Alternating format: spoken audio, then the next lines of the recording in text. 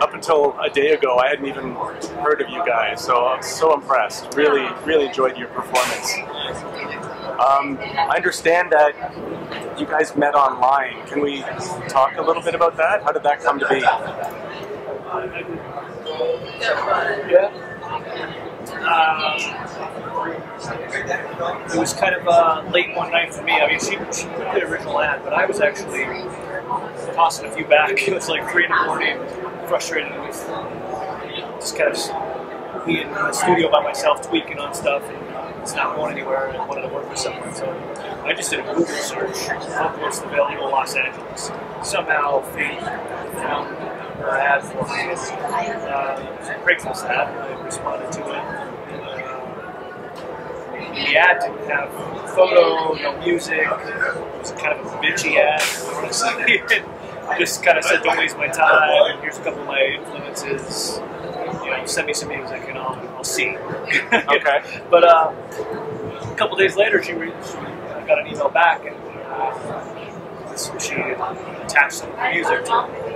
My hair stood up on the first listen right away. You know, just all I thought to myself was just don't fuck yourself. Right.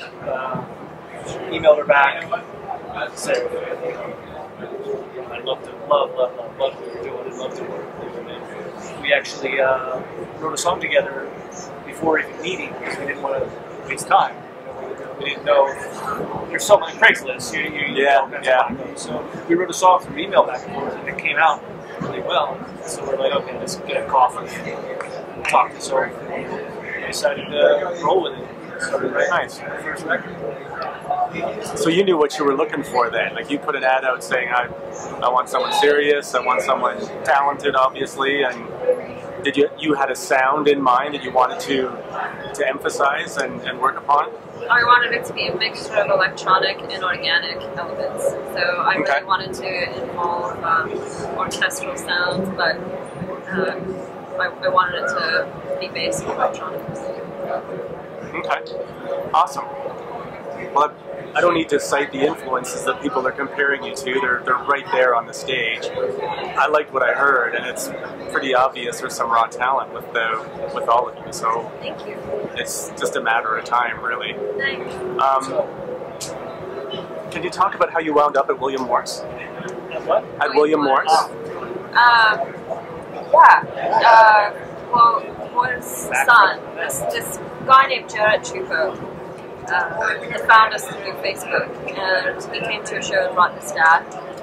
Both of them are wonderful people. His dad and him became fans of the band after they saw us live. And Gabor is an animator. He did Simpsons, Rugrats. And right, great artist, and he is with William Morris, and so he immediately contacted Rob Marcus of WME and said, "Hey, come check this out." He listened to it, he loved it, and then they ended up like setting up shows. Like they eventually brought out Mark Geiger, our other booking agent. Right. He's the head of the music department there, and he loved it, and they signed us. It's a good man to have on your side. Yeah, yes. Bad man to not have on your side. Yeah, exactly. Can you talk a bit about putting your debut together? Did you have most of the songs written, or did you guys get to sort of build on what you did over the internet and put together what became Chrysalis? No, we started writing. We had put out an indie record before that. Right. Kind of pulled that back off. A lot of that was written on the internet. Yeah, really. most of it. We kind of wanted to expand things a bit and free ourselves a bit on Christmas, what we talked about before we started. We're like, just, let's just let whatever comes, come. Okay. Which is what we did in the first record, but this was even more so. Now that we had worked together for a while, we were like, okay, we know it's possible, let's push this a bit further. just let it come. Like, I mean, actually, the title track I think is the first song we wrote, and ended up putting that moth sound in it without even thinking about it. It just was part of what we felt while writing it. And then we were like, wait a second, I think we maybe even started working on the second song. We're like, wait, the moth would sound cool here too. And we're like, wait a second, maybe this is the thing that ties this record together. I really like to think cinematically. So when I'm trying to explain soundscapes, I explain them as landscapes, visual landscapes, and we try to capture the visual landscape as a soundscape. And that's what we did with the record. You know, the songs were written, the basis of the songs, and then we built around them thematically. How did you get involved, Adele? How did you become part of the band? I got a call from the manager, Andy, and he asked if I wanted to go on tour with them once in a while. And I try it out. I mean, I hadn't met them at that point, obviously, and so it was kind of like, do you want to come meet? Right. And kind of figure out. And I came to La Jolla, and I met you guys, and then shortly after that we went to, our first show was in Mexico City on the Capital Hotel. Okay. And then we just started playing together. Nice. Yeah. Is it kind of an instant, like, chemistry? Yeah, absolutely. We love each other. Yeah, we knew right away. It was fantastic. Can you talk a little bit about your musical backgrounds before you got together? What were you all proficient in and striving to expand upon? I'm kind of a studied jazz. Okay. Went to university for that. After that, since that I've kind of got out, I still play the drums, but it's more than that. It's kind of the grounding of what I'm doing, but I kind of tried to branch out into everything really. And now really, strings is what excites me more than drums. I'm writing big lush string parts and stuff. I like that a lot. So I guess it comes from everything. Kind of comes from a jazz background. It's just free myself with what we're doing. Cool. I didn't really know shit. That's done. Yeah, it sounds like that on stage. I was kicked out of my home at one point, and I started living in this piano room on campus secretly because I wanted to teach myself how to play piano. Right. So I did that. I taught myself how to play piano, and then and I sort of figured out I could sing in the shower, and so I was writing these songs in this piano room, and then I started teaching myself how to play guitar, and eventually. Did you do an open mic the day you bought your guitar? The day I bought my guitar, I played an open mic night because I decided that if I couldn't be that ballsy right away, then I never would be. So I played I'm sure, a really shitty, terrible show, hacking away the guitar and singing some song I had made up the same day. And then, I don't know, I eventually learned how to play harp, and I learned how to play auto harp, and I was writing songs, and learned the basics of electronics. And it's a natural. It sits down at the drum set, lays down a groove right in the pocket. Like a mad pocket. Well, it sounds like it all comes pretty easy to you as far as figuring out where your vocal range is going to go and how you want to orchestrate stuff. It's obviously helping make you a little more fearless and find your musical voice. There's something to be said about not really knowing what you're doing. There is? What freedom. Yeah. There is. I think it makes it a little more honest. I started playing cello when I was 4. My dad was my teacher up until I went to college for cello performance, and I was trained classically, but I've always, my goal has always to been as well-rounded as I possibly can as a musician. So I played all kinds of genres, and I want to keep expanding on what I do. Yeah.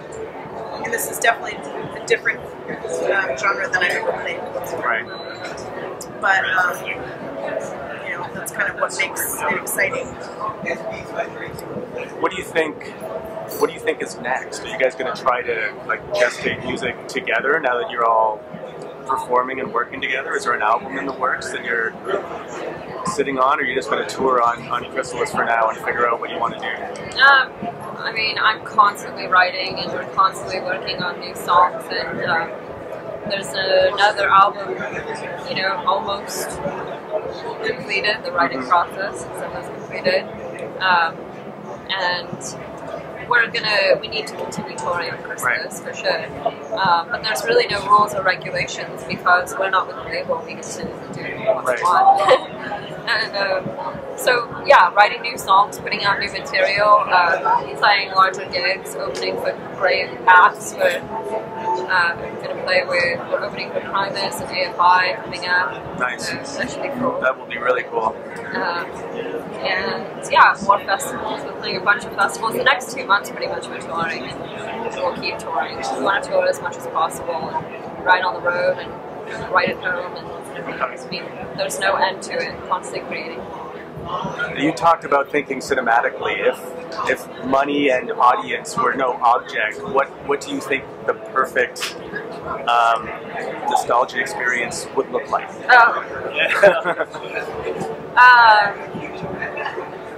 Well, one thing that I think would be really interesting to have at some point, which we will, it will be like an orchestra. That would be cool. Orchestra, choir, but more minimal. I don't really see that being the central focus, but obviously us three on stage too. Kick me off. And also really interesting projection art.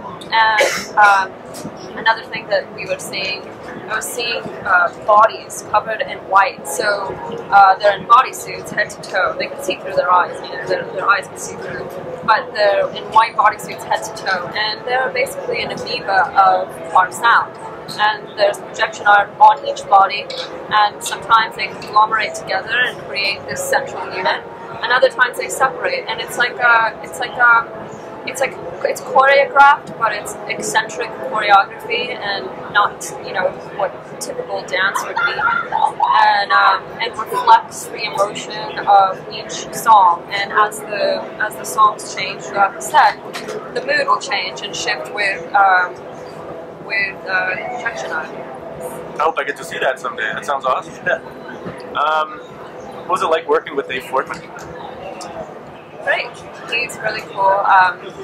We had to do it online because he was kind of far, but he brought a few of those songs to life. Stockholm Syndrome I hated until he did the mix, and he really changed the sound.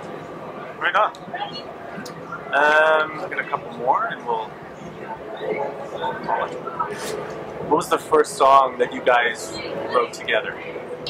Golden Ones. The internet song? Is that the one you did? Yeah?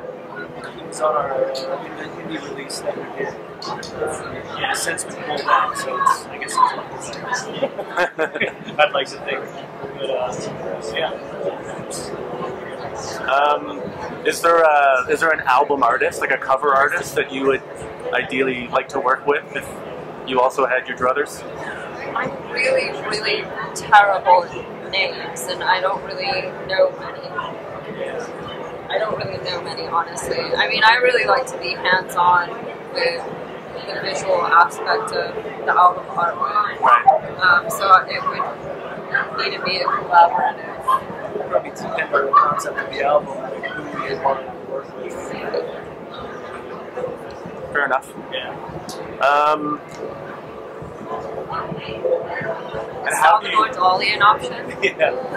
Is he alive still? I wish. Alexander McQueen and selling stuff. I wish. I'm dead. Yeah. What for you is your favorite live music experience, past or present? That we've seen? Yeah. Sigur Rós. Yeah? No doubt. Yeah, they're amazing. I'm so mad at this. Oh my gosh, it's just the most beautiful music I've ever seen. I don't really go to many shows, I can't handle them, but we got to be side stage while they played out. Is that Corona Capital? Corona Yes. Capital. Mexico And City, it was yeah. stunning. They were amazing. Awesome. Yeah. Transmitted. Well, I appreciate your time. I'm going to grab a...